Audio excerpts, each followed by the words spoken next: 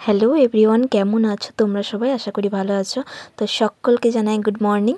তো সকাল থেকে ভিডিওটি শুরু করছি। এই যে এখানে চা গরম করছিলাম, আর আগের দিন লুচি তরকারি হয়েছিল, লুচি আর কাবলি বুটের তরকারি।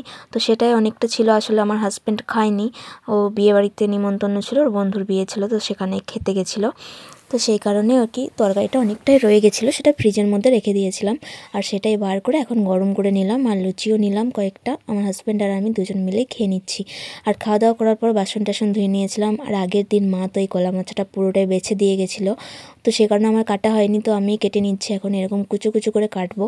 আমি আসলে জানিই না এটা কেমনভাবে রাঁধতে হয়, রান্নাটা করতে হয়, তবে আমার মায়ের কাছ থেকে জেনে নিয়েছি আর শাশুড়ি মায়ের কাছ থেকেও জেনে নিয়েছি।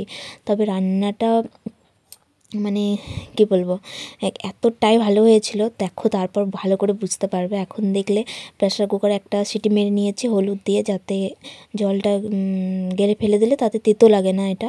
আর তা করতে করতেই মিস্ত্রি কাকুরা চলে এসছে, ওদের জন্য চা বানাচ্ছি, ওদেরকে চা দিতে হবে।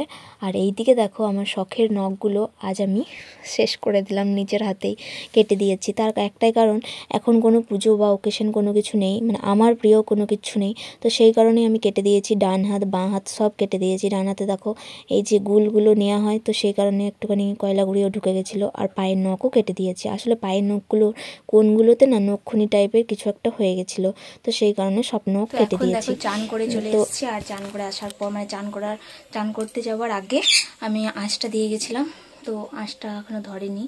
আর এদিকে মানে মিস্ত্রি কাকুরা খাবে, সেই জন্য আলু আর কলাই সেদ্ধ করতে দিয়েছিলাম প্রেসারে, তো ওগুলো সেদ্ধ হয়ে গেছে। তো গ্যাসটা এসেই মাত্র বন্ধ করলাম হাঁক পাক করে, আসলে অনেকগুলো সিটি পড়ে গেছে চান করতে করতে। আর এদিকে দেখো এখনও ধরেনি। আজকে কয়লার আঁচ দিয়েছি, যেহেতু রান্নাবান্না বেশ কয়েকটাই হবে, তো সেই কারণে। আর আজকে আমার হাজব্যান্ড আবার ঘরে আছে, তো কাজ তো বারবার মানে বাড়তে হবেই, কিছু করার নেই। তো ফাইনালি এতক্ষণ আমার রান্নাবান্না কমপ্লিট হলো, তো দেখাই চলো কি রান্না করেছি। এই যে কলা মোচাটা করেছি, মায়ের খাওয়া হয়ে গেছে, আমার হাজব্যান্ডেরও একবার করে খাওয়া হয়ে গেছে। তরকারিটা এতটাই ভালো হয়েছে, ভাবতে পারিনি ফার্স্ট টাইম রান্না করলাম এতটা ভালো হবে। তো যাই হোক করেছি। আর এদিকে মিস্ত্রিরা এখনও কিন্তু মুড়ি খায়নি, সেই ঘুগনি এখনও আছে, আমরা খেয়ে নিয়েছি। আর এখানে এই যে ডিম ভাজা দিয়ে সয়াবিন আলু পেঁপে দিয়ে একটা তরকারি, ব্যাস আর কিছু করিনি, আর ভাত। তো এখানে দেখো ঘর পিঠে ভালোভাবে ঝেঁটিয়ে নিয়েছি, আর বাইরে বাসন বার করে নিয়েছি, চলো ওগুলো মাজবো। আর এইদিকে দেখো ভীষণ রোদ্দুর দিয়েছে, আর আমার হাজব্যান্ড এখানে শুয়ে আছে এখন, অখর ভাবনা চিন্তা। তো চলো যাই হোক কাজকর্ম কমপ্লিট, এরপর আদিকে চান করাবো। তো আদিকে চান করানোর পর এই যে মিস্ত্রি কাকুদেরকে খেতেও দিয়ে দিয়েছি। বন্ধুরা এখন হচ্ছে সময় 4টা, আর এই মাত্রই আর কি ভাত খেলাম, ভাত খেয়ে বাসন টাসন ধুয়ে এলাম। আসলে আজকে এতটাই দেরি হয়ে গেল, তার একটাই কারণ মানে বাড়িতে মিস্ত্রি লেগেছিলো, তো মিস্ত্রির সাথে একটুখানি ছাদ টাদ মাপামাপি হচ্ছিলো, তো সেই কারণে একটুখানি দেরি হয়ে গেল। আর এই মাত্র আর কি বাসন টাসন ধুয়ে মুখটা ধুয়ে এলাম। তো খাওয়ার সময় আর দেখা করতে পারিনি, কারণ ভীষণ পরিমাণে খিদে পেয়েছিলো। তো খাওয়া দাওয়া হয়ে গেছে, এরপরে একটুখানি রেস্ট নিই, তারপর ভিডিও আপলোড করব। তো চলো।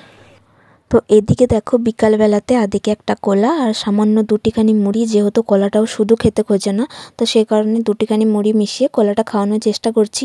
তবে যতক্ষণ মাখাচ্ছিলাম ততক্ষণ আমার কাছেই ছিল, যখনই ওর চোখে পড়ে গেল যে মা কলা মাখাচ্ছে, তখনই ও কিন্তু চলে গেল বলগুলো নিয়ে ওর ঠামের সাথে খেলতে। ওর ঠামও কিন্তু এখানেই বসাচ্ছিল ওকে, কিন্তু কোনো মতে বসেনি। আমি ফোনও চালিয়ে দিয়েছিলাম, কোনো মতেই দেখছে না।